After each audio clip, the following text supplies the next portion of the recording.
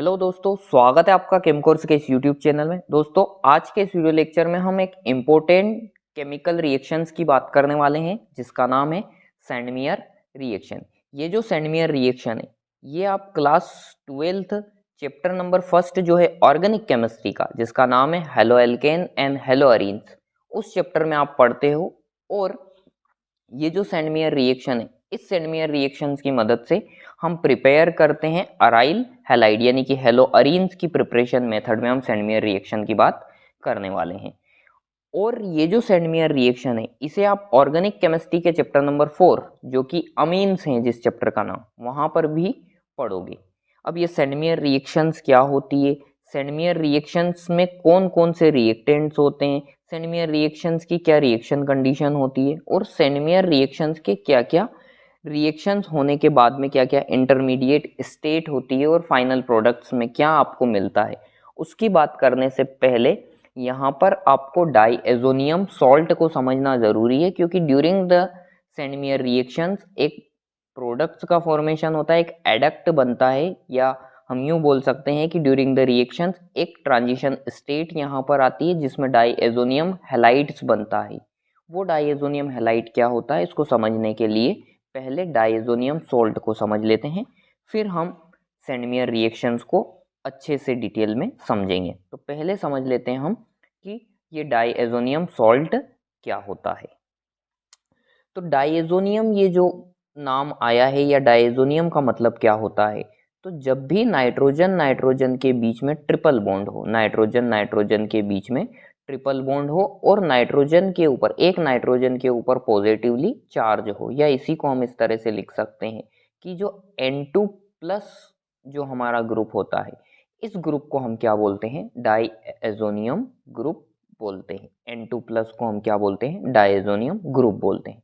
अब diazonium salt क्या होते हैं कि जब इस N2 ग्रुप से कोई भी एरोमेटिक रिंग, जनरली हमारी एरोमेटिक रिंग कौन होने वाली है यहाँ पर, बेंजीन रिंग हो, और इस बेंजीन रिंग से ये डाईएजोनियम ग्रुप डायरेक्टली अटैच हो, हमारी बेंजीन रिंग से डाईएजोनियम ग्रुप डायरेक्टली अटैच हो, और इस डाईएजोनियम ग्रुप से एक कोई भी एनायंस वो चाहे हेलोजन एटम हो सकता है, हेलोजन अनायंस हो सकता है, या फिर कोई और दूसरा अनायंस हो सकता है, लाइक आपका हाइड्रोजन सल्फेट हो सकता है, या फिर आपका टेट्राफ्लोरोब्रोमेट हो सकता है।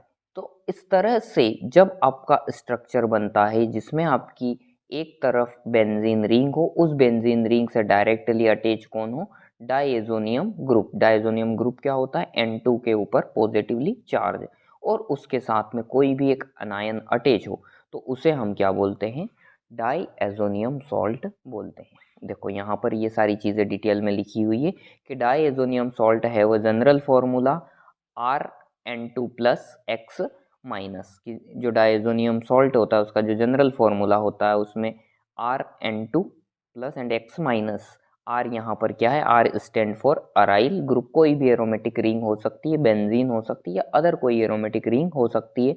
एक्स माइनस जो आयंस होता है, जो कि अनायंस होता है, वो या तो क्लोरीन हो सकता है, या ब्रोमीन हो सकता है, या HSO4 हो सकता है। HSO4 is a di sulphate ions, या फिर BF3 माइनस आयंस हो सकता है।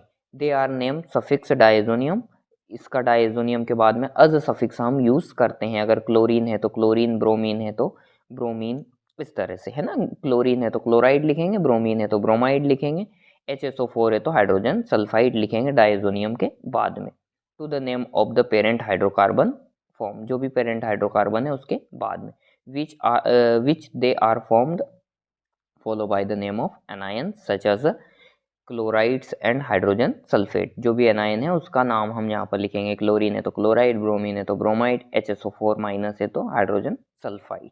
ठीक है। NO2 ग्रुप यहाँ पर क्या है, डाईएजोनियम ग्रुप को रिप्रेजेंट करता है। फॉर एग्जाम्पल कुछ एग्जाम्पल दिए हुए हैं यहाँ पर, C6H5N2 plus and Cl minus, इसका नाम क्या होगा, बेंजीन, क्योंकि ये जो C6H5 है ये क्या है, बेंजीन है।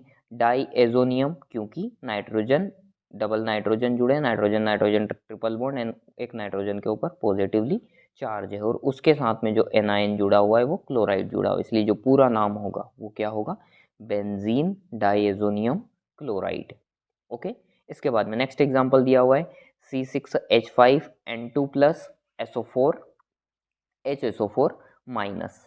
HSO4 माइनस यहाँ पर क्या है, हाइड्रोजन सल्फेट है, हाइड्रोजन सल्फेट, तो नाम क्या हो जाएगा, बेंजीन डाइएजोनियम हाइड्रोजन सल्फेट हो जाएगा।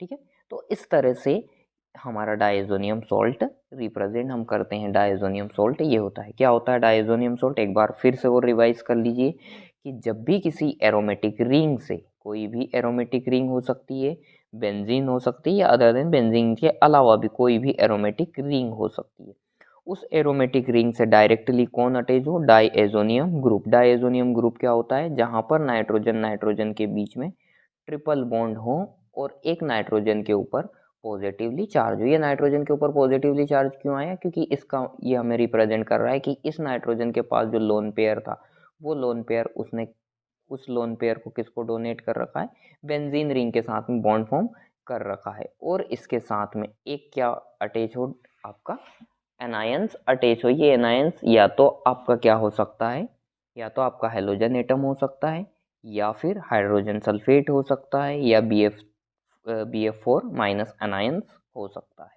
ठीक है, तो इसे हम क्या बोलते हैं, कंप्लीट इस स्ट्रक्चर को हम क्या बोलते हैं, इसको हम बोलते हैं डाइएजोनियम सॉल्ट। सेंडमेयर रिएक्शन को समझने के लिए डाइएजोनियम सॉल्ट का स्ट्रक्चर समझना जरूरी था, इसलिए हमने इसको यहाँ पर समझा।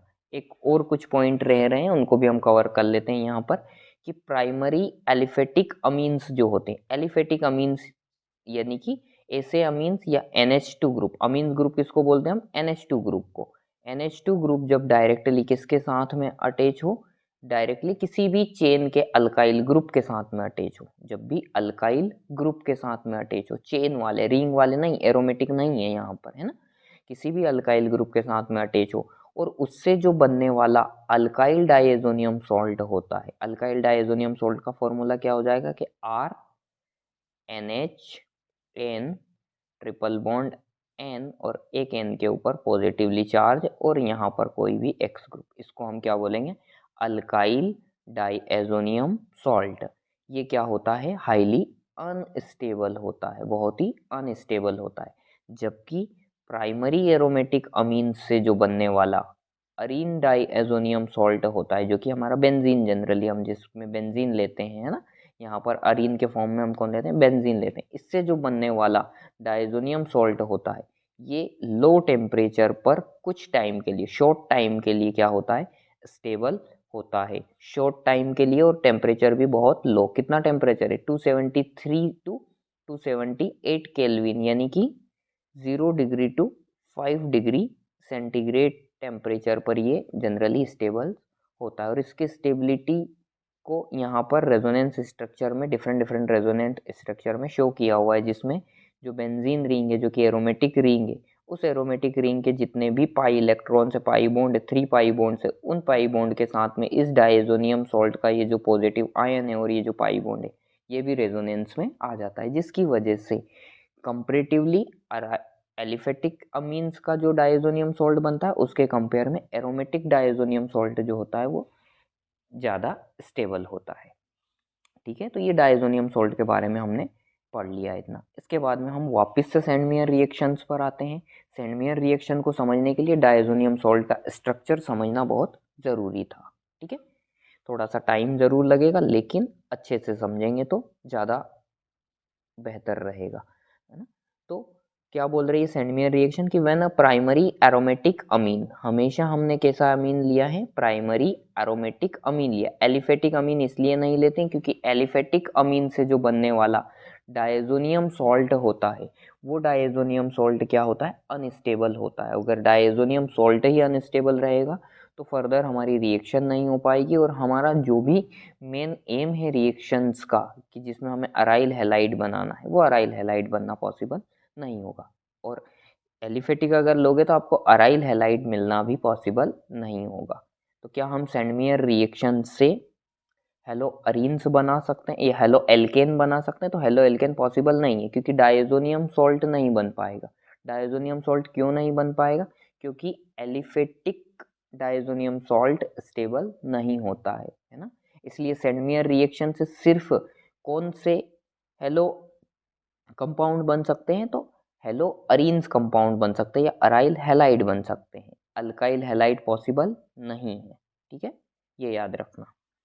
तो जब भी हम प्राइमरी अमीन्स की रिएक्शंस करवाएंगे, किन किन की प्रेजेंस में, कोई भी मिनरल एसिड ले लो आप, मिनरल एसिड यानी कि या तो HX, कोई भी HX ले लो है ना, हाइड्रोजन, या तो सल्फ्यूर, या तो आप हाइड्रोक्लोरिक एसिड ले लो, हाइड्रोजन फ्लोराइड ले लो, हाइड्रोजन ब्रोमाइड ले लो, HBr, HF, HCl, anything, is treated with sodium nitrate. किसके साथ में रिएक्शन करवा रहे हैं, सोडियम नाइट्रेट के साथ में, यानी कि हमने NaNO2 NaNO2 प्लस HX लिया है।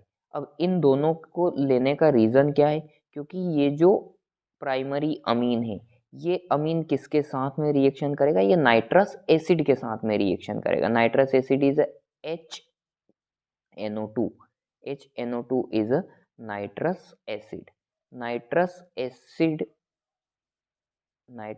एसिड के साथ में। और नाइट्रस एसिड का फॉर्मेशन कब होगा, नाइट्रस एसिड का फॉर्मेशन जब भी सोडियम नाइट्रेट और कोई भी एक HX यानी कि या तो HCl हाइड्रोक्लोरिक एसिड लो या HF लो, हाइड्रोजन ब्रोमाइड लो, है ना, तभी आपका नाइट्रस एसिड बनेगा। नाइट्रस एसिड बनने के बाद में ये जो नाइट्रस एसिड इन दोनों के कॉम्बिनेशन से बना है, वो नाइट्रस एसिड आपके अमीन, प्राइमरी अमीन के साथ में रिएक्शन करेगा। ये रिएक्शन किस कंडीशन पर हो रही है, 0 to 5 डिग्री सेंटीग्रेड या 273 to 278 केल्विन पर हो रही है। ठीक है, तो आपका बन जाएगा यहाँ से बेंजीन डायजोनियम हैलाइड। जो भी आप करस्पॉन्डिंग हेलोजन ग्रुप लोगे उसके करस्पॉन्डिंग आपको मिल जाएगा यहाँ पर डायजोनियम सॉल्ट। ये क्या है आपका डायजोनियम सॉल्ट। जब आपका डाइएजोनियम सॉल्ट बन जाएगा, उस डाइएजोनियम सॉल्ट की फर्दर आप रिएक्शन किससे करवा दोगे, further reaction diazonium salt reaction करेगा क्यूप्रस हैलाइड के साथ में। कोई भी क्यूप्रस हैलाइड हो सकता है, CuX कोई भी हो सकता है, क्यूप्रस क्लोराइड हो सकता है, क्यूप्रस ब्रोमाइड हो सकता है ना। क्यूप्रस आयोडाइड के साथ में ये रिएक्शन यहाँ पर नहीं होगी, है ना। अभी क्यों नहीं होगी उसका भी रीजन पढ़ेंगे। या तो X क्या हो सकता है आपका, Cl हो सकता है या फिर Br हो सकता है। आयोडीन यहाँ पर नहीं होगा क्योंकि आयोडीन के साथ रिएक्शन अभी डायरेक्टली होगी यहाँ पर, है ना। आपको क्यूप्रस हैलाइड लेने की जरूरत नहीं पड़ेगी। क्यों नहीं पड़ेगी उसको भी अभी हम समझेंगे। ठीक है, तो इस डाइएजोनियम सॉल्ट की रिएक्शन हमने फिर किसके साथ में करवा दी, क्यूप्रस हैलाइड के साथ में करवा दी। और हैलाइड भी हमने कौन से क्यूप्रस हैलाइड लिए, या तो क्लोरीन के या फिर ब्रोमीन के, आयोडीन के नहीं लिए। तो आपको जो कंपाउंड मिलेगा वो कंपाउंड क्या मिल जाएगा, अराइल हैलाइड मिल जाएगा, है ना। अगर आपको क्लोरोबेंजीन चाहिए तो क्यूप्रस क्लोराइड ले लो, अगर आपको ब्रोमोबेंजीन चाहिए तो क्यूप्रस ब्रोमाइड ले लो।